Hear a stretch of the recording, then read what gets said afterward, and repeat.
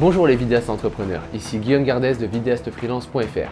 Aujourd'hui, on se retrouve pour une vidéo spéciale, car je vais vous raconter comment j'ai monté une nouvelle activité audiovisuelle et signé mon premier client en pleine crise du Covid.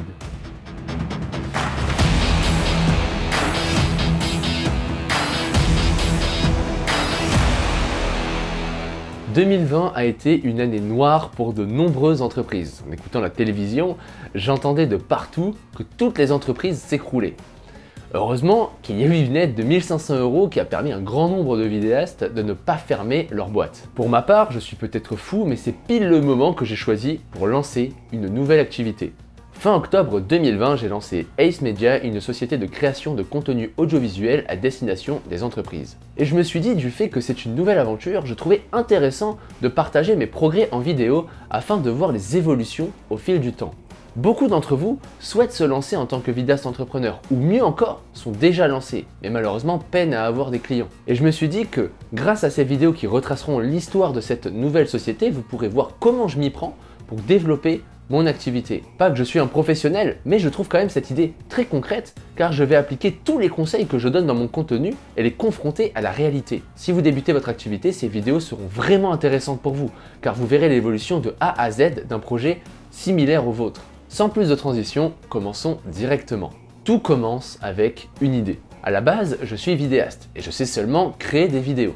Mais je sais aussi que cette compétence seule ne suffit pas. Si je veux dégager un chiffre d'affaires suffisant pour vivre, je suis dans l'obligation de connecter cette compétence à un problème concret dans la vie de mon client. Je dois me poser des questions comme par exemple, pourquoi mon client cible voudrait-il une vidéo? Quel est son objectif? Et d'ailleurs, avant même de me poser ces questions, je devrais me poser plutôt la question, qui est mon client?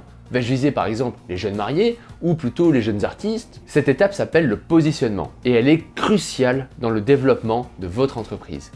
Si votre positionnement est mal fait, automatiquement votre activité ne fonctionnera pas.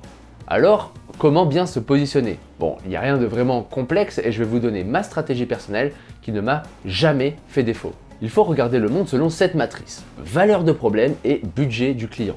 Et vous devez vous positionner ici, en haut à droite. Une forte valeur de problème couplée à un budget élevé vous assure un bon positionnement. Mais qu'est-ce qu'une bonne valeur de problème? J'utilise notre méthode personnelle que j'ai appelée la méthode SUA. Un bon problème cause une souffrance, il est urgent de le résoudre et admis par le client cible. Par exemple, si vous essayez de vendre une vidéo au boulanger du coin, mais que celui-ci n'a ni Instagram ni Facebook et ne sait même pas vraiment ce que vous appelez un contenu, il sera très difficile de vendre. Car dans ce cas-là, le problème n'étant pas admis, il va falloir expliquer ce que vous vendez, expliquer en quoi c'est utile pour lui, autant dire que c'est mission impossible. Et même, partons du principe que vous avez une éloquence incroyable et que vous arriviez à convaincre ce boulanger. Malheureusement, le boulanger ne voudra jamais vous payer cher pour un tel projet. Comparez ça à vendre exactement le même service à une entreprise qui a inclus la vidéo au cœur de sa stratégie commerciale. Il sera 1000 fois plus simple de vendre et surtout de vendre à un prix correct. Donc, pour ma part, j'ai ciblé les entreprises qui génèrent entre 100 000 et 500 000 € de chiffre d'affaires par an et qui ont déjà créé du contenu sur les réseaux sociaux. Ces entreprises ont une bonne marge de manœuvre d'évolution de leur chiffre d'affaires et n'ont pas encore internalisé leur marketing. Par conséquent, elles sont plus à même de faire intervenir des prestataires extérieurs. Et justement, je vends une prestation de création de contenu sur YouTube afin d'augmenter leurs ventes. Je m'occupe de tout, de la réalisation à la publication et j'utilise une stratégie similaire à celle de ma chaîne YouTube Vidéaste Freelance. Je ne sais pas si annoncer mes chiffres est pertinent, mais sachez que le prix de ma prestation coûte plus de 10 000 € pour un contrat de 3 mois. Par conséquent, avec un prix pareil, je suis obligé de cibler les entreprises. À cet instant, je n'ai fait que des hypothèses. Mais, comme dit le célèbre détective Sherlock Holmes, bâtir une théorie avant d'avoir des données est une erreur monumentale. Insensiblement, on se met à torturer les faits pour qu'ils collent avec la théorie, alors que ce sont les théories qui doivent coller avec les faits.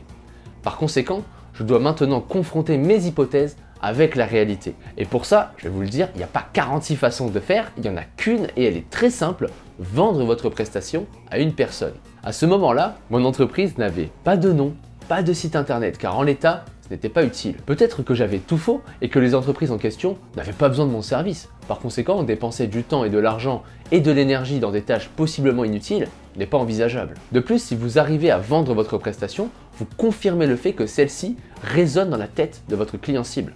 Donc j'ai commencé à démarcher par mail avec les stratégies que je donne dans ma formation gratuite. Vous pouvez d'ailleurs la recevoir en cliquant sur le lien dans la description. Après une semaine, j'ai trouvé 2 personnes intéressées. Malheureusement, Le deuxième confinement a fait qu'un des deux clients a dû arrêter toutes les dépenses, y compris ma prestation.